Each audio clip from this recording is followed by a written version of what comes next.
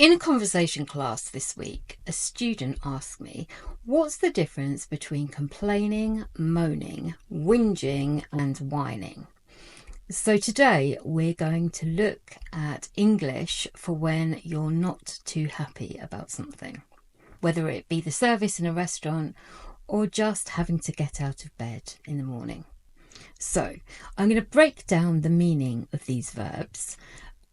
And I'm also going to give you some really useful phrases for making complaints and some tips for how to do it politely in English. The British in particular have a reputation for not being very direct when it comes to complaining. We prefer to avoid confrontation and soften our complaints with polite language and apologies. I'm terribly sorry, but we actually love a good moan, whinge or whine, especially about the weather. It's just a shame that it's raining again. So, if you want to learn a little bit more about expressing your displeasure and dissatisfaction about something in English, you're in the right place. Let's start off with complaining. As much as I don't like to complain, every once in a while it's absolutely necessary. In fact, this summer I made a complaint about a train journey. If you've been to the UK, you might know that our train services are not always very reliable. In fact, they can be pretty atrocious. Anyway, to cut a long story short, I made a complaint about a train journey where I was delayed for 3 hours. And the train was overcrowded and the ticket was overpriced, over £200. I made a complaint and I was successful in getting a full refund. I actually got a result. Complaining is a more formal and structured way of expressing our dissatisfaction about something. We complain when we want something done about the problem. When you complain about something, you have a realistic expectation that something could actually change. Moaning, on the other hand, is more about venting, and there's no real expectation of fixing the issue. British people like to moan about the weather, but also we love a good moan about Brexit still, about going to work on Monday morning, about being overtired, about being overworked, about traffic, about parking, about hospital waiting lists, about the government, about their neighbours, about their kids, about their parents. You get the idea. That takes us on to whinging or whining, which is kind of like a step up from moaning, and it's done in an annoying voice. Little kids whinge or whine a lot. I'm hungry. I don't want to go to bed. I'm bored. All I've got at home is 1 pony and 2 dogs and 4 cats and 6 bunny rabbits and 2 parakeets and 3 canaries and a green parrot and a turtle and a silly old hamster. I want a squirrel! Having said that, I think we all know a fully grown adult or two who loves to whinge and whine. In my opinion, these people are better avoided. They ooze negativity. When you ooze something, it means it's like almost coming out of your skin. So hopefully that establishes the difference between complaining, moaning and whinging or whining. I don't think anybody needs a lesson on how to whinge or whine. So now I'm going to look at some expressions for complaining in English. These are for making constructive complaints where you actually want something done. Before we carry on though, let's just have a quick look at the difference between complaining and making a complaint. Complaining is usually done spontaneously. Perhaps you'll go for a meal, be unhappy with the service, so you'll complain to a manager or you'll complain to a member of staff. When you make a complaint, it's all a bit more formal. And usually when you make a complaint, you go through an individual or an organisation who can take action to resolve your problem. You might make an official complaint in writing. You can also lodge a complaint and file a complaint, which basically means the same thing. So start off with a polite, "Excuse me, Okay, so you're not happy, you're ready to complain. How do you get started? A good way to start is with the phrase, I'm afraid. I'm afraid is a phrase that often precedes a negative comment or complaint. I'm afraid is one of those softeners that helps you to express regret or concern about something. I'm afraid I'm not very happy about. I'm afraid I was rather disappointed by. I'm afraid I have to complain about something. It just makes it sound a little bit more polite. So I'm afraid, and then we can add the next bit of our complaint. I'm afraid I'm not satisfied with something. I'm afraid I'd like to complain about something.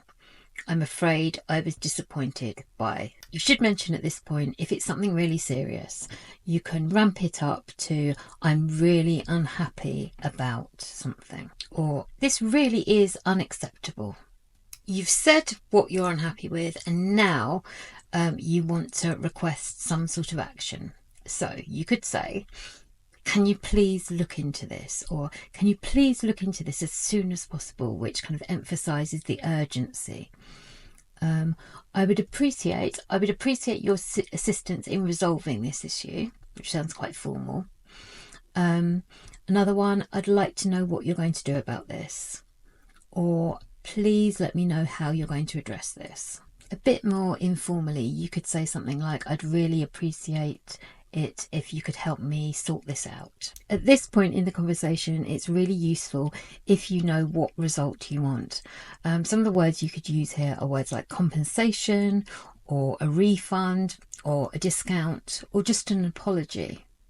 So hopefully at this point your complaint is being taken seriously and it's being resolved, in which case it's time to say thank you. Thank you for looking into this for me, or thank you for your help with this issue. I really appreciate it.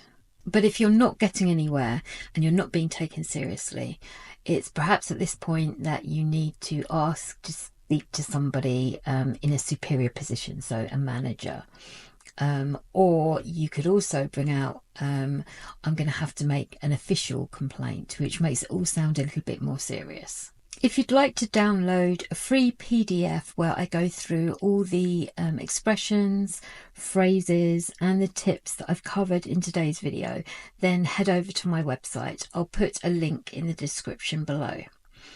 And now we're going to look at some tips for expressing your dissatisfaction effectively in English. So this is looking less at the language and more at the reasoning behind the language. Tip number 1 is to start with a friendly greeting and an apology.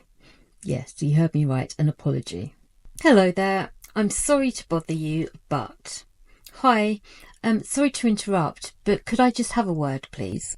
Tip number 2 is to use I statements rather than immediately blaming other people.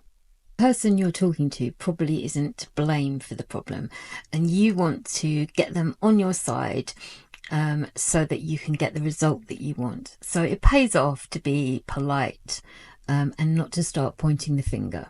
You could say, I'm rather disappointed by the quality of this item, or I'm not very happy about the service that I've received today. Tip number 3 is to be quite specific about what you're complaining about. Remember, you're looking for a result, so the more specific you can be, the better. Avoid grumbling on about how you've had a bad day or other things that aren't really relevant. I reserved seats for the 14:30 tickets to London Euston, but the train was cancelled and I consequently missed my flight. Tip number 4 is to avoid strong language. You might have noticed earlier I said I'm not very happy about. This is much better than saying I'm very unhappy about. Instead of saying the service was absolutely appalling, which it well may have been, it's better to say the service really wasn't very good at all. Avoiding strong language makes you sound less emotional and more in control and more likely to get a result. Number 5 is to offer solutions, and by this I mean suggest exactly how the issue could be resolved to your satisfaction. So you could say, I'd like a full refund please, or a little bit stronger, I expect to be recompensed for the inconvenience. Recompense means to receive compensation for something. Tip number 6 is to stay calm and respectful, no matter how furious you are inside. Expressing that fury isn't going to be very helpful. So you could say something like, I appreciate your help in resolving this, or thank you for taking this seriously.